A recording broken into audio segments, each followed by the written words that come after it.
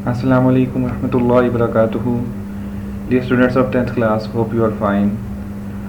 Students, we have started the topic of sport and movement related to chapter number 13, and we have yet studied about the skeleton, the role of skeleton, the components of skeleton, bone, cartilage, and in the last lesson we studied about tendons and ligaments.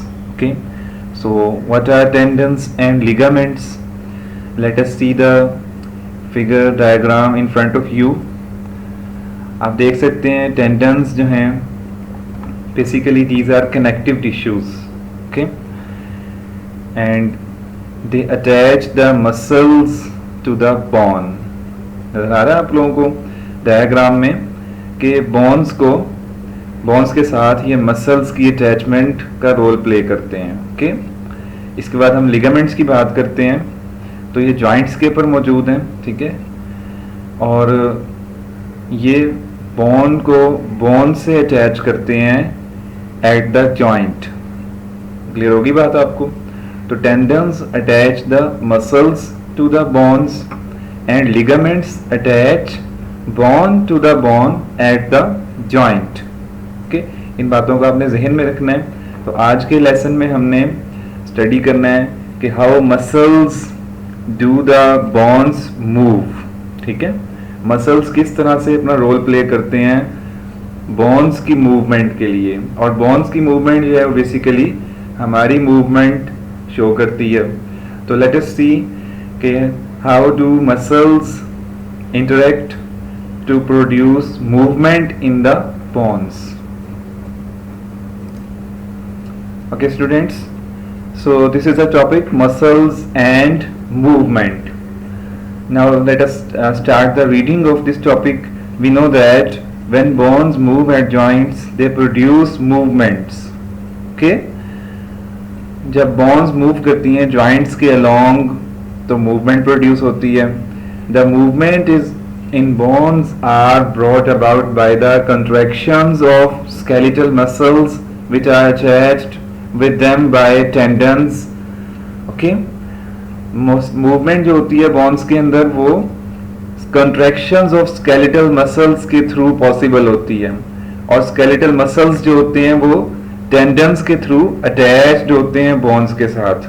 यानी जब हमारे bone से attached skeletal muscles contract करेंगे, सुकड़ जाएंगे, तो फिर bone को मजबूर होके जॉइंट के गिर्द मूव करना पड़ेगा.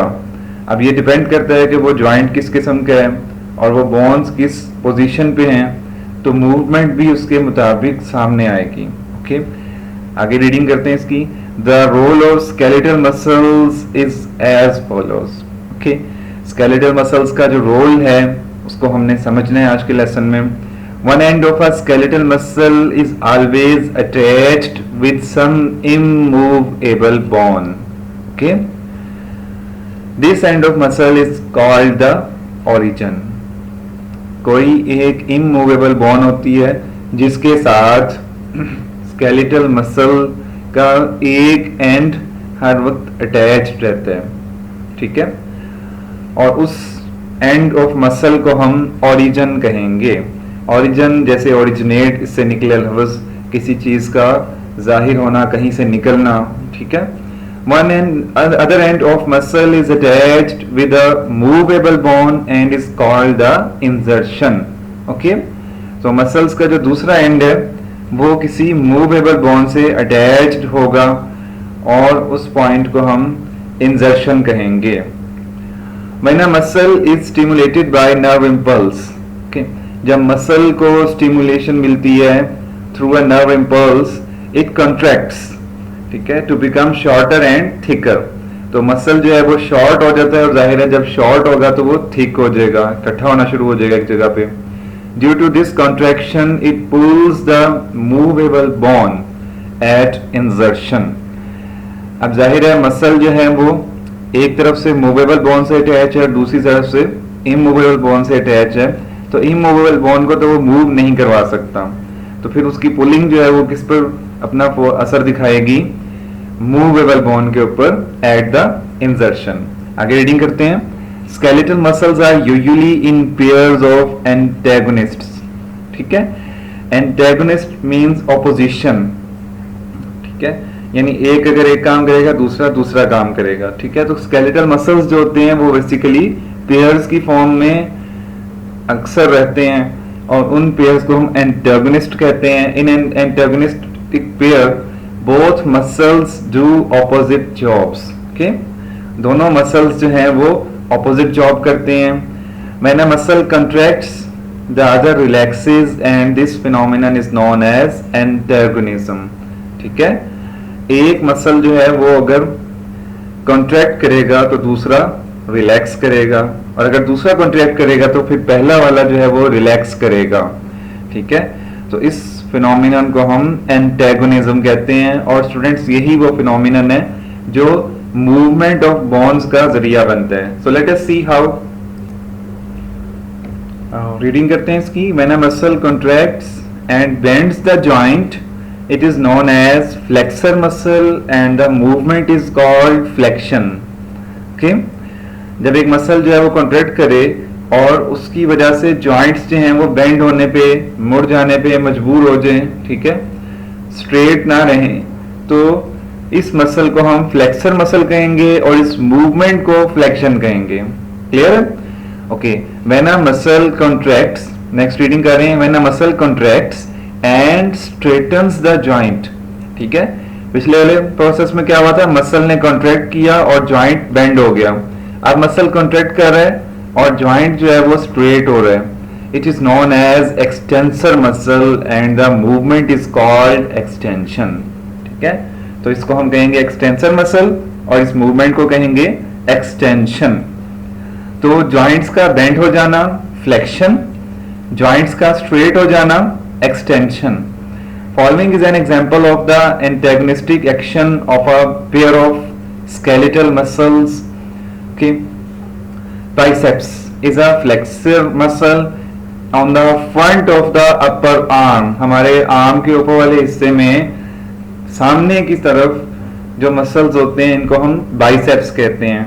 While triceps is an extensor muscle on the back of arm. इसी तरह से हमारे आर्म की बैक पर भी कुछ मसल्स होते हैं जिनको हम ट्राइसेप्स कहते हैं। So let us see how they work as an antagonistic pair.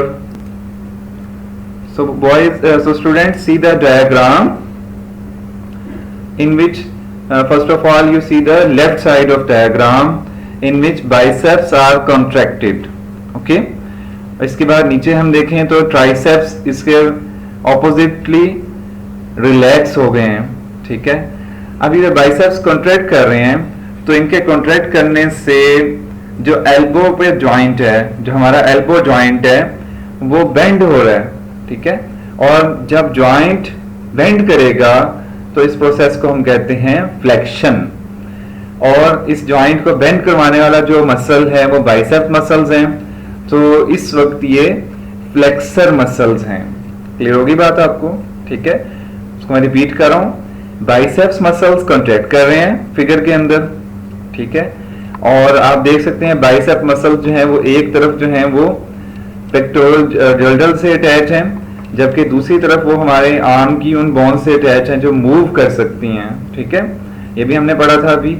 और बाइसेप मसल्स जब कॉन्ट्रैक्ट कर रहे हैं तो ये पुल कर रहे हैं इन बोन्स को, और इसकी वजह से एल्बो जॉइंट जो है वो बेंड हो रहे हैं, ठीक है। तो जॉइंट का बेंड कर जाना, दिस इज कॉल्ड फ्लेक्शन। और आप देख सकते हैं कि जब बाइसेप मसल्स जो है वो कॉन्ट्रैक्ट करते हैं तो उसके मुकाबिल ट्राइसेप मसल्स जो है वो रिलैक्स कर रहे हैं। Now come to right side. अब बाइसेप मसल्स जो है वो रिलैक्स कर रहे हैं। हमने आर्म को स्ट्रेट, जब हमारा आर्म जब स्ट्रेट हालत में होता है तो हमारे जो अपर मसल्स होते हैं वो नॉर्मल कंडीशन में होते हैं, रिलैक्स्ड होते हैं, ठीक है।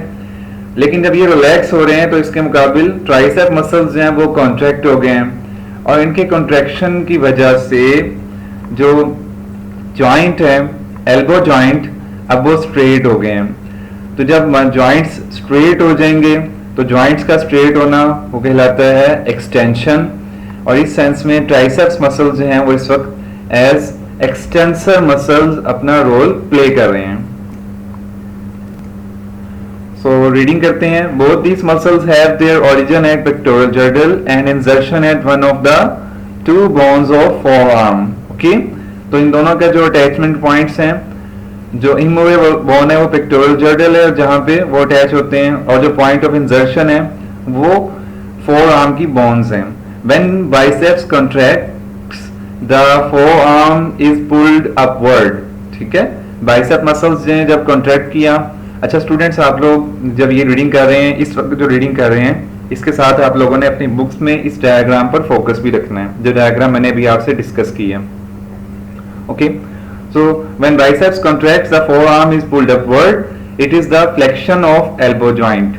ठीक है, तो क्या हुआ जब बाइसेप मसल्स ने कॉन्ट्रैक्ट किया तो जो फोरआर्म था वो अपवर्ड की तरफ मूव किया, और इसके मुकाबले में जो एल्बो जॉइंट थी वो बेंड हो गई, और जॉइंट के बेल्ट होने को फ्लेक्शन कहते हैं. ओके, आगे रीडिंग करते हैं. During this flexion tricep muscles relaxes. Okay, तो चूंकि बाइसेप्स कॉन्ट्रैक्शन में है तो उसके मुकाबले में ट्राइसेप मसल्स जो हैं वो रिलैक्सेशन में है. When tricep muscles contract, अब opposite procedure शुरू हो रहा है. The forearm is pulled down. Forearm वापस चला जाएगा अपनी पोजीशन में. It is the extension at elbow joint. Elbow joint पे extension यानी कि straightness हो जाएगी, सीधा हो जाएगा. During it, bicep muscles relaxes. Biceps muscles जो हैं इस वक्त जो हैं वो relaxation form में होंगे. So in this way, biceps and triceps make up an antagonistic pair of muscles. Similar pairs working antagonistically across other joints provide for almost all the movements of skeleton. और इसी किस्म का जो mechanism है वो दूसरी मूवमेंट ऑफ बोन्स के अंदर भी फॉलो होता है. Now come to the homework. आप लोगों ने अगर ये देखें, आपके एक्सरसाइज के 3 क्वेश्चंस जो हैं वो हम ऑलरेडी डिस्कस कर चुके हुए हैं. आज लास्ट जो लॉन्ग क्वेश्चन है, question number 4, explain antagonism in muscle action selecting biceps and triceps as example. आप लोगों ने एंटेगोनिज्म को एक्सप्लेन करना है और बाइसेप्स और ट्राइसेप्स की एग्जांपल देनी है, और अगेन मैं बात करूंगा आप लोगों ने यहाँ पे डायग्राम भी बनानी है. ओके, इसके बाद एक शॉर्ट क्वेश्चन है जो यहाँ पे डिस्कस हो रहा है, क्वेश्चन नंबर 4. इसमें कह रहा है label the biceps and triceps in the following diagrams and also mention their contracted or leg straights. तो आप लोगों का एक तरह से ये एक्टिविटी हो जाएगी और आप लोगों को अंडरस्टैंड करने में कि हमें कितनी समझ आई है.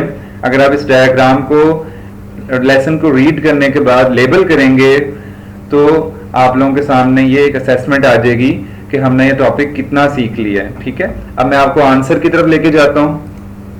जी स्टूडेंट्स, ये आपके सामने जो टॉपिक खुला हुआ है, first paragraph, one end of a skeletal muscle is always attached to. यहाँ से लेकर आप लोगों ने स्टार्ट करना है.